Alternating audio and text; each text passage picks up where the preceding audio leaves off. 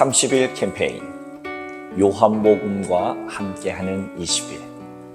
오늘은 그 15번째 요한복음 15장의 말씀입니다. 오늘 말씀 필사는 요한복음 15장을 하시면 됩니다. 오늘 주신 하나님의 말씀 요한복음 15장 1절부터 8절까지 말씀을 함께 합독하도록 하겠습니다. 나는 참 포도나무요 내 아버지는 농부라. 무릇 내게 붙어 있어 열매 맺지 아니하는 가지는 아버지께서 그것을 제거해 버리시고, 무릇 열매 맺는 가지는 더 열매를 맺게 하려 하여 그것을 깨끗하게 하시느니라. 너희는 내가 일러준 말로 이미 깨끗하여졌으니 내 안에 거하라. 나도 너희 안에 거하리라. 가지가 포도나무에 붙어 있지 아니하면 스스로 열매를 맺을 수 없음같이 너희도 내 안에 있지 아니하면 그러하리라. 나는 포도나무요 너희는 가지라. 그가 내 안에 내가 그 안에 거하면 사람이 열매를 많이 맺나니 나를 떠나서는 너희가 아무것도 할 수 없음이라. 사람이 내 안에 거하지 아니하면 가지처럼 밖에 버려져 마르나니 사람들이 그것을 모아다가 불에 던져 사르느니라. 너희가 내 안에 거하고 내 말이 너희 안에 거하면 무엇이든지 원하는 대로 구하라. 그리하면 이루리라. 너희가 열매를 많이 맺으면 내 아버지께서 영광을 받으실 것이요 너희는 내 제자가 되리라. 아멘. 예수님께서 요한복음 14장부터 고별 설교를 시작하셨습니다. 마지막 가르침, 그러니까 유언과 같은 말씀을 제자들에게 말씀해 주시는 것입니다. 오늘 요한복음 15장은 그 중에서 첫 번째 이렇게 이야기를 하죠. 1절 말씀에 나는 참 포도나무요 내 아버지는 농부라. 에고에임이 나는 무엇이다 라고 해서 계속해서 자신을 밝히는데, 오늘은 비유의 말씀으로 나는 참 포도나무요 내 아버지는 농부라 이렇게 우리에게 말씀해 주십니다.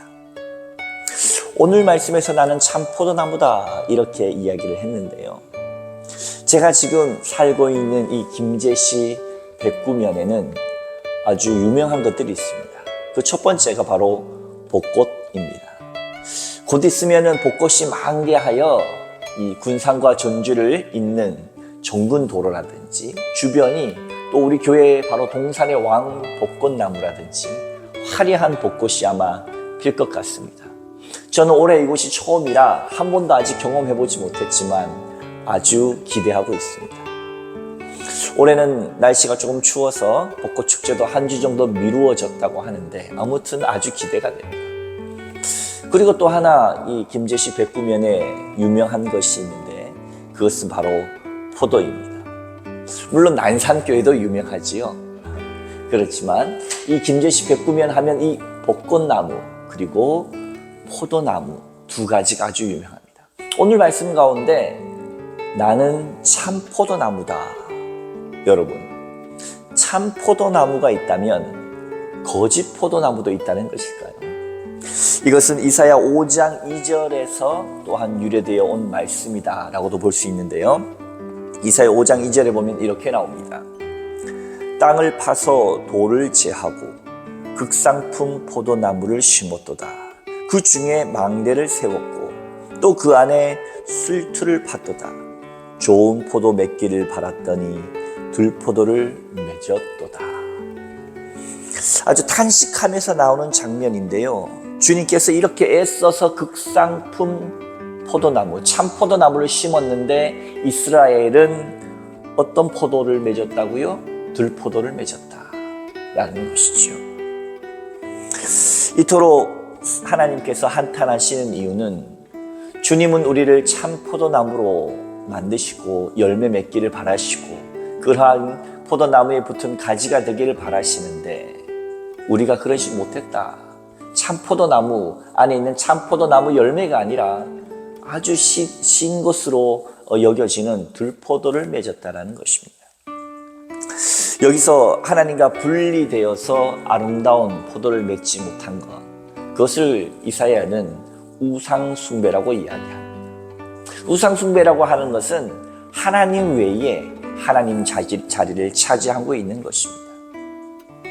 여러분, 여러분의 삶 가운데 우리가 하나님 외에 하나님 자리를 차지하고 있는 것들은 어떤 것들이 있을까요? 저는 오늘날 광고, TV 광고를 보면서 얼마나 공격적인가라는 생각들을 많이 합니다.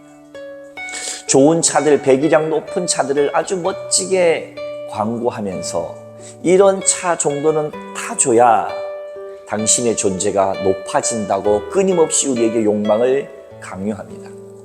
과거의 어떤 아파트 광고는요, 집에서 드레스 입는 여인이 얼마나 될까 모르는데 집에서 아주 멋진 드레스를 입은 어여쁜 여자가 나와서 이 집에 왜 분수대가 있는지 모르겠지만 아파트 안에 분수가 물이 흐르면서 카피라이터가 옆에 문구를 띄웁니다. 당신이 사는 곳이 당신이 누구인 줄 말해줍니다. 그리고 아파트 이름이 브랜드명이 나옵니다. 오늘날 세상은요, 여러분에게 끊임없이 당신으로 하여금 많은 물질적인 풍요를 누리는 것만이 당신이 이 땅 가운데 존재감을 느끼는 것이라고 우리의 온갖 소비 욕구를 아주 많이 자극합니다. 그리고 정말로 많은 사람들은 그 물질 가운데 정말로 예수님을 만났던 삭개오와 마찬가지로 자기의 자존심을 지키기 위해 무시당하지 않기 위해서 온갖 돈을 모으려고 애썼던 것처럼 사람들은 무시당하지 않기 위해 돈을 모읍니다. 그리고 그 돈을 결탁한 권력에 기댑니다.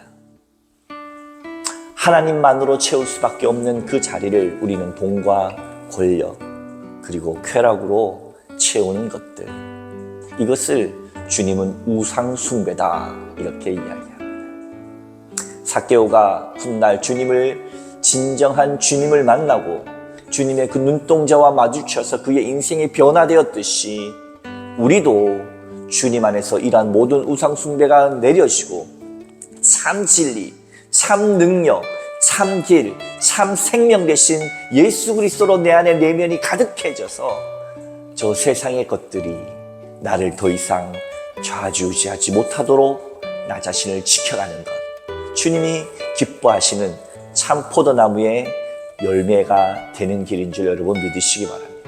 우리가 만약 이렇게 되지 못하면 어떻게 될까요? 우리 2절 말씀입니다. 물은 내게 붙어있어 열매를 맺지 아니하는 가지는 아버지께서 그것을 제거해 버리시고 물은 열매를 맺는 가지는 더 열매를 맺게 하려 하여 그것을 깨끗하게 하시느니라. 포도원의 농부 하나님은 이렇게 극상품의 포도의 열매를 맺지 못하는 나무 가지는 어떻게 한다고 하시나요? 잘라버린다 이렇게 얘기하시죠. 농부가 가지치기, 우리 전지 작업이라고 하죠. 하는 것은 아무 가지나 잘라내는 것이 아니라고 합니다. 예를 들면은 도장지라고 하는 게 있다고 그래요. 가지 중에서도 쓸데없이 길게 자라는 가지는 자른다고 합니다. 다른 연약한 가지가 열매 맺지 못하도록 혼자 자라기 때문입니다. 세력지라고 하는 게 있다고 합니다. 곁가지 중에서 특별히 굵은 가지가 혼자서만 영양분을 다 차지하는 이런 세력지라고 하는 게 있다고 합니다. 포도나무 중에 그런 세력지는 잘라버립니다. 그리고 겹침지라고 해서 서로 경쟁하듯이 자기들이 아주 그냥 자기만 커가기 위해서 여러 가지가 겹쳐져 있는 겹침지가 있다고 합니다. 그런 가지는 잘라버립니다. 좋은 포도나무, 좋은 열매를 맺기 위해서는 이 전지 작업, 가지치기는 반드시 있어야 하겠지요. 때로는 우리가 살아가면서 우리의 삶에도 가지치기 당할 때가 있습니다.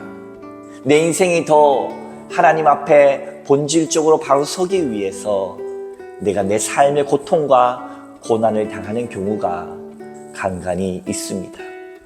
여러분 혹시 여러분의 삶의 고통과 고난 중에서 있습니까? 혹시 그것이 나로 하여금 더 하나님 앞에 바로 서게 하시기 위한 하나님의 혹시 계획이라고 여겨지시지는 않습니까? 만약에 그렇다면 그러한 시간들이 나로 하여금 더 맑아지고 나로 하여금 더 향기롭게 하기 위한 하나님의 장치임을 믿고 주님 앞에 나 자신을 맡겨드리는 여러분들 다 되시기를 주님의 이름으로 축복합니다. 제가 예전에 신학대학원 다닐 때 수유리에 그 수유역에 있는 그 지하철역에는요, 각 스크린 도어마다 시들이 쫙 적혀져 있었어요. 아직도 기억하는 것이 지금도 있는지 모르겠지만 수유에서 기름 방향으로 가는 그 역에 보면 3-4칸 앞에 향나무라고 하는 시가 있었습니다. 향나무처럼 살게 하소서.